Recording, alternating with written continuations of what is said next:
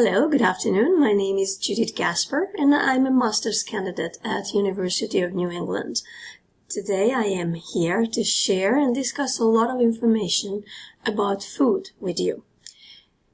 We all have something in common, and the reason why you were invited to this presentation is because you have a child with food allergies. So the topic of today's presentation is why allergies should be no obstacle to healthy mind and body. So let's see what we know about food allergy. Food allergy has been on the rise worldwide in Western societies. It affects about 15 million Americans, mainly children. The 8 most common food allergens are milk, eggs, peanut, tree nut, soy, wheat, fish, and shellfish. Some allergies are lifelong, while others are outgrown in childhood. What causes allergy? We do not know for sure. However, there's a lot of research pointing towards directions such as our changing environment, air pollution, giving birth with C-section, extreme hygiene during neonatal time, infant feeding practices, and maternal diet. There's also research showing that Western diet, which is high in processed food, with its food additives, food colorings, and preservatives, may have relationship as well as low level of vitamin D. And now let's look at why food allergy is a nutrition problem. Research has shown that eating tree nuts or almonds as a snack leads to more nutrient-rich diets among children and adults. Nut-based snacks are lower in empty calories and sodium. Unfortunately, though, children with nut allergies are excluded from benefiting from this food group. Children with various food allergies also tend to be deficient in macro and micronutrients. Weight and height are lower than the average. And milk allergy and multiple food allergies are potential risks for poor growth. So the goal of this presentation today is to find and incorporate substitute food into the diet of children with food allergies, to be able to offer a wider range of nutritious foods, and also learn more about how to prepare food at home from fresh ingredients. So the educational objectives are what we're trying to achieve here today, that hopefully you will be able to prepare a list of substitute foods to replace allergen foods, record the amount of nutrients your child takes in daily, appreciate the taste of substitute food, set an example for the child how to prepare nutritious food, overcome barriers to eating healthy alternative fruits and vegetables, set budget to afford nutritious food and prepare it at home, write shopping lists and do grocery shopping versus eating out, use goal-setting methods to achieve nutrition goals, read labels in the grocery store, which we already need to do, and use nutrition information from trusted sources. What do we need to deal with when our child has food allergy? Well, we parents of allergic children need to continuously educate ourselves, schedule follow-up checkups, strictly avoid food allergens, read labels in supermarkets, avoid cross-contamination, and constantly communicate with others who prepare food for our children. What to be aware of? Symptoms of food allergy can range from mild skin rash to severe anaphylaxis. Antihistamines are used to reduce symptoms, while epinephrine is the drug for anaphylaxis. And there is no proactive treatment currently available for people with food allergy. Language, culture differences, and fear of embarrassment can be a main barrier for effective communication of food allergy and may result in taking higher risks. People with allergies have to plan ahead where to eat out as well. And now let's continue with a couple of questions. So if you see there's a folder in front of you and you will find a questionnaire in there. So do you mind opening it? And let's go through these questions and let's spend a little bit of time here on this. Some of the questions would ask you with a yes and no answer, and some also provide some space there which you can fill in. So let's go over the questionnaire. I will read it out loud and then I will give you some time, like 10 minutes, to fill it in.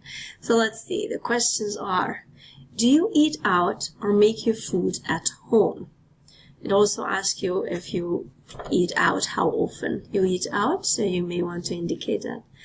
How do you choose a restaurant? You check menus ahead of time, call restaurants, ask about ingredients and food preparation processes. So just write down a couple of words. What is your concern, or how do you choose that restaurant when you go out with your child? Does your child with food allergy eat at school? So school, or do you make food at home and he takes it with you? Do you have a plan for substitute ingredients? Have you ever thought about substitute ingredients before? Does your child eat enough fruits and vegetables? Do you take your child for checkups? And do you have any social problems due to your child's food allergies? Thinking about in school, if you had any problems that others consumed certain foods around your child, that your child was allergic to, or when you were traveling on an airplane, for example, if you had any problems with different food consumption. So whatever comes to your mind, please try to put it together. So why don't we pause here a little bit and you take like a 10 minutes on it, and then we'll continue our discussion from there. Alright, so after completing this questionnaire, now let's flip the paper and let's look at the other side where we find a couple of ideas about possible challenges. Challenges such as barriers. You may have never thought about nutrients, or you don't know what and how much your child needs on a daily basis. You're not comfortable with making grocery shopping lists, or you're not sure how to cook certain meals.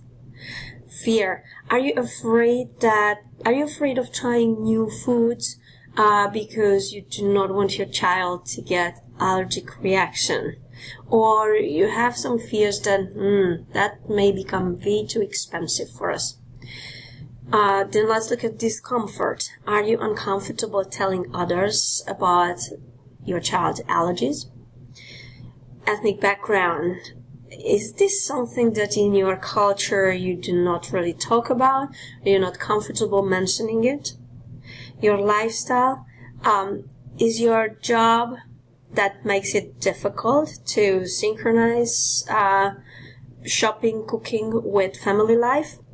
Do you travel a lot and others take care of your child? Your life stage. Are you currently very busy with changes in your life, such as moving, purchasing a new home, or just family and any other family situation, like you need to take care of somebody elderly in your family? And now let's also talk about if you believe that you can change your circumstances, or this is it, and you think that you are not able to or not ready to change certain aspects of your life. Let's talk about if you just arrived in the USA.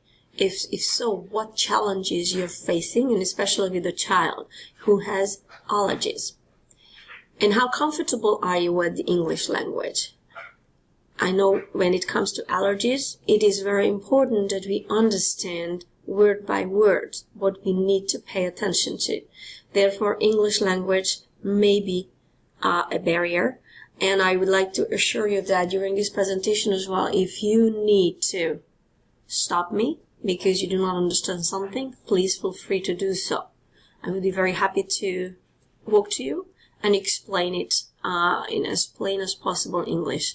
I myself is not a native English speaker either, so I can relate to your problem very well when there's difficulty at the beginning understanding. So please do not be shy. Ask me, stop me. I'll walk over to you and I will help you. Alright, and now let's look at the next part of this questionnaire and let's see what else I would like to learn about you. First of all, if you believe that you have any health promoting habits, then please write down just a couple of words. You don't need to write sentences a lot, just a few words that when we start talking about it will remind you, and then you will have something to add to the discussion. Health promoting habits such as like you exercise, your family goes out and does exercises each weekend together, or you're very conscious about the type of food that you buy. These are the areas that I would like to hear about from you. Then any personal and cultural beliefs that guide you through. So we all come from different background. Cultural as far as family background or ethnic background or country background. So all this has an effect on us. So just a couple of words write down if you do have any of these beliefs that guide you through your everydays.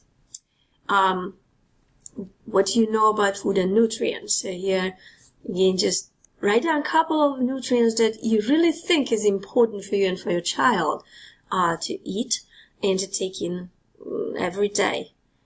I don't expect you to be experts at it. That's why I'm here to help you. But I just want to know what you have in your mind when we talk about food and nutrients. And also if your family supports healthy lifestyle.